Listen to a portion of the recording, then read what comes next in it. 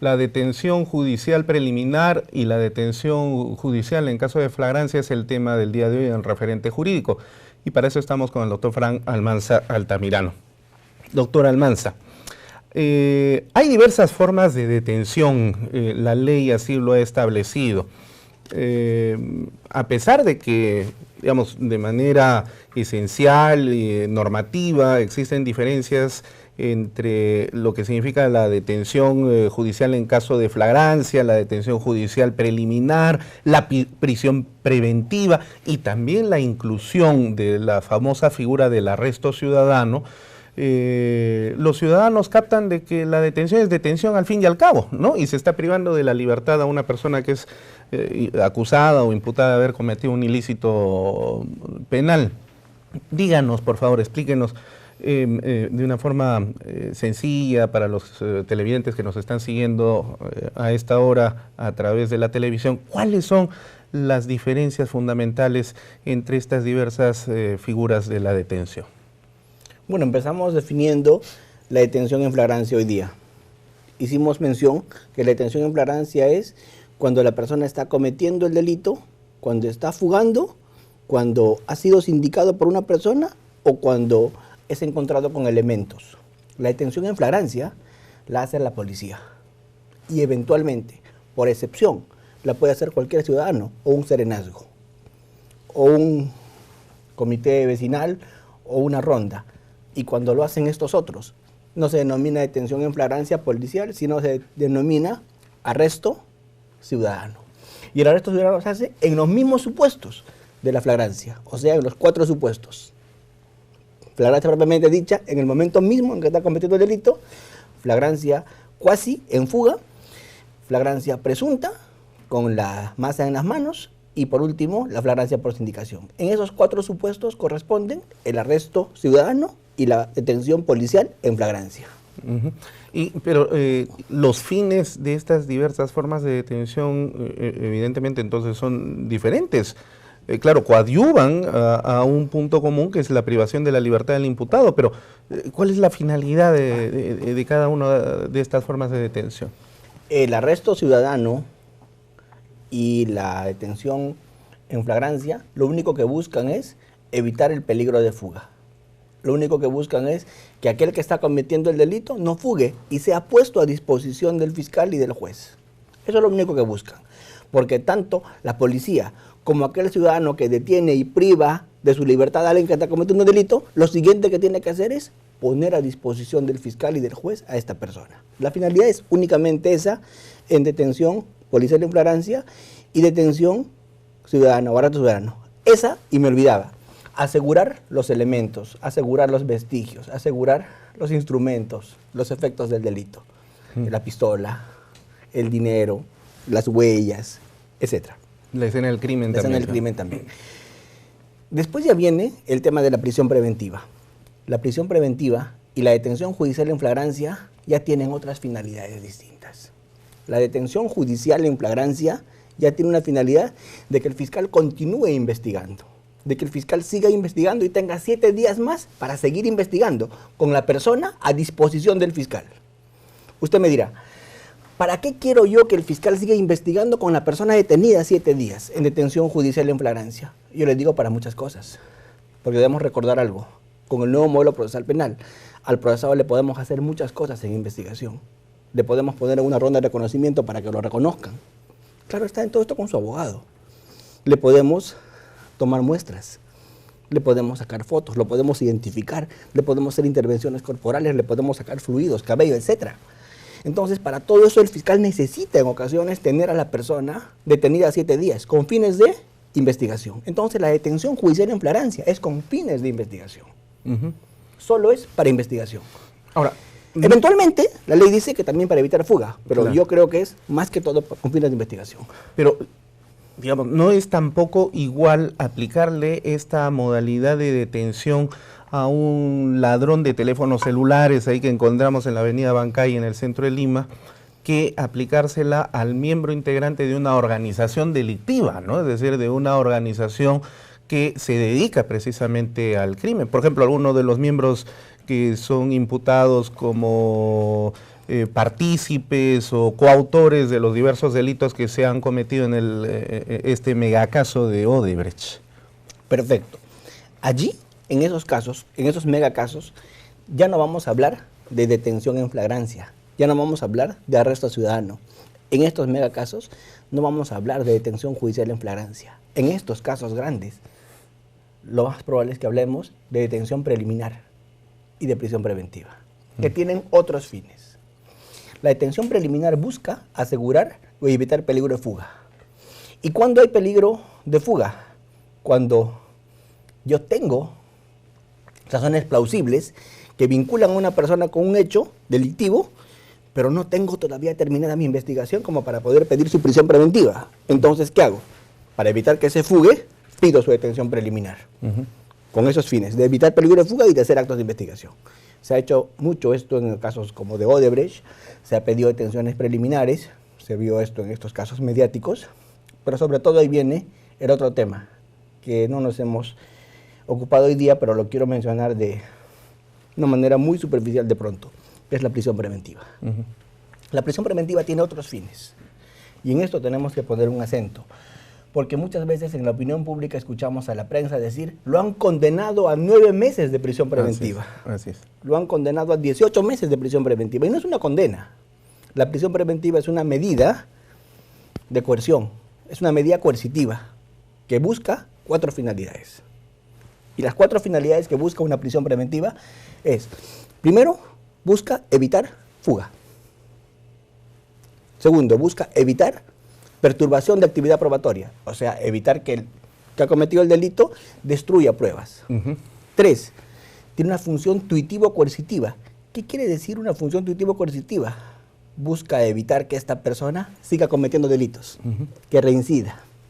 Y para eso se le pone un penal, para que no siga cometiendo delitos, ¿cierto? Y por último, tiene una finalidad cautelar, que es que la sentencia se ejecuta, que la sentencia se cumpla. Entonces, la prisión preventiva es en otro contexto. Por eso es que su plazo es mucho mayor. Es un plazo de 9 meses, es un plazo de 18 meses. Y con estas modificatorias del decreto legislativo 1298 y los otros que han salido, se puede incluso dictar 18 más 18, 18 más 12 meses de prisión preventiva. Hay que pedirle a nuestros amigos y colegas periodistas en esa medida que puedan hacer una precisión de los conceptos para evitar las confusiones, porque luego la ciudadanía recibe un mal dato y lamentablemente pues hay una desazón cuando suceden ciertas cosas en la colectividad. Bueno, ya nos queda poco tiempo para ir culminando este programa. Quizás solamente quedaría precisar qué otras modificatorias y novedades ha traído este decreto legislativo 1298 referido a las detenciones judiciales preliminares y en casos de flagrancia. Bueno, hay otra que no hemos conversado, otra modificatoria importante, que es la que tiene que ver con la detención preliminar. La detención preliminar se ha visto modificada en cuanto a sus plazos. Antes, la detención preliminar era solamente por 24 horas. Hoy día la detención preliminar es por 72 horas. O sea, se ha elevado el plazo de detención preliminar a 3 días. 72 horas, 3 días. Que es lo mismo. Pero la Constitución Política dice, ahora ya modificada, 48. Entonces, ¿cómo queda esto de las 72 horas? Claro, dice para detención en flagrancia. Ah, correcto. La detención preliminar es una detención que como requisito tiene que no exista flagrancia. Ya. Por eso es que no hay colisión constitucional acá. Y por último se ha modificado el plazo de la detención preliminar para lo que es crimen organizado. Hoy día se puede pedir detención preliminar con la 1298 hasta por 10 días. Ese es un tema que es importante porque era un clamor de los fiscales de crimen organizado. Sí. Porque los fiscales de crimen organizado en el país decían que cuando se va a hacer una detención preliminar contra una banda de 10, 15, 20, como hemos visto con el interior, 40, 60 detenidos, ¿no? 24 horas era nada para terminar una investigación. Entonces yo creo que esta modificatoria va a dar una herramienta importante a los fiscales contra el crimen organizado. Y ahora, en este caso de la detención judicial preliminar, ¿existe algún plazo en el cual el fiscal tiene que hacer el pedido, así como en las detenciones judiciales en caso de flagrancia que solo tiene 12 horas, o puede darse en un lapso de tiempo un poco más amplio? Muy interesante su pregunta, casi no hay esa distinción. Y es curioso, ¿por qué no se aplicó la misma regla que para la detención judicial en flagrancia? Claro. El tema de la detención preliminar. La convalidación se puede pedir dentro de las 72 horas. Claro. Y lo mismo debió pasar, la convalidación, o sea, la extensión a 7 días de la detención preliminar, se puede pedir dentro de las 72 horas. Lo mismo se pudo pedir en la detención en flagrancia. Así es. Esas 12 horas, como usted bien dice, no tienen lógica. La última pregunta. Esto que hemos conversado el día de hoy, que curiosamente se ha dado en un contexto de modificación constitucional, va a exigir también entonces seguramente una modificación de este decreto legislativo 1298. ¿Cuál es su opinión al respecto? ¿Se necesita una modificación también de este decreto o así como está se enmarca dentro de este nuevo contexto constitucional? Definitivamente este decreto legislativo 1298 ha salido el viernes 30 de diciembre del 2016. Y esta modificación de la Constitución es reciente. Por lo tanto, esta norma ya colisiona, este 1298 colisiona con la Constitución actualmente modificada. Y en esa medida, algún juez va a aplicar un control difuso y va a inaplicar este 298. Alguien va a plantear seguramente una demanda de inconstitucionalidad, ¿cierto? Pero lo cierto es que hoy día, estos plazos de detención que regula el artículo 264 del nuevo Código Procesal Penal, ya son plazos de detención que no están acordes, por lo menos en el supuesto de detención en flagrancia, con lo que dice la Constitución actualmente modificada. Bueno, pero en suma cuenta, usted coincidirá conmigo en el hecho de que este decreto legislativo 1298 se inserta sí dentro de el espíritu mismo del Código Procesal Penal, que tiene un matiz acusatorio garantista y donde pone al fiscal en el centro de la acción, ¿no? Porque es el fiscal precisamente el que realiza todo el proceso de investigación y recae en su responsabilidad precisamente la aplicación eficaz y eficiente de estos remedios y de estos instrumentos de persecución penal. Sin duda alguna, coincido con usted en que estas son herramientas positivas, son herramientas, aunque se van a generar seguramente muchas polémicas en cuanto a su aplicación, aunque todavía hay que hacer algunos ajustes de cara a lo que dice la Constitución actualmente y de acuerdo a unas incoherencias que hemos visto hoy día, pero aún con todo y eso, considero que este decreto legislativo es un gran avance en la lucha contra el crimen organizado, en la lucha contra la criminalidad diaria y nos va a dotar de más seguridad en las calles. Efectivamente. Bueno, ya estamos llegando al final de nuestro programa del día de hoy.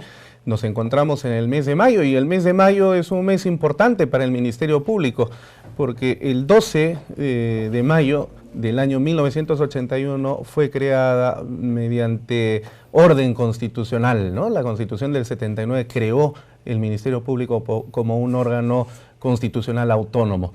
Así que desde el referente jurídico y la Academia de la Magistratura vayan nuestros afectuosos saludos al señor fiscal de la Nación, a don Pablo Sánchez Velarde, a la Junta de Fiscales Supremos y a todos los miembros integrantes del Ministerio Público, los fiscales de todos los niveles, personal administrativo y personal del Instituto de Medicina Legal, porque además también es el Día del Fiscal.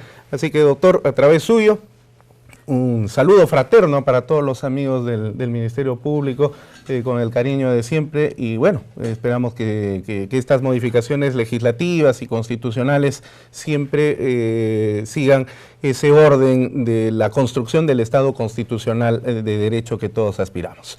Sus palabras finales, doctor Almanza. Bueno, muchas gracias por esta invitación, creo que esta es una tribuna muy interesante para que hagamos algunas opiniones, discutamos algunos puntos importantes y pues me auno al saludo que usted ha hecho y desde acá un abrazo muy grande a todos mis colegas fiscales por este aniversario.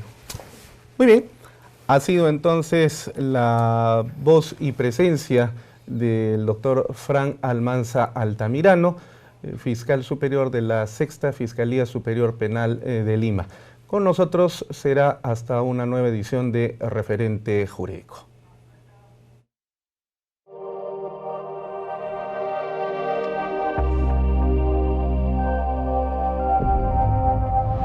Un magistrado debidamente capacitado y perfeccionado va a brindar un mejor servicio a la Administración de Justicia y por ende a la sociedad y por último al Estado mismo.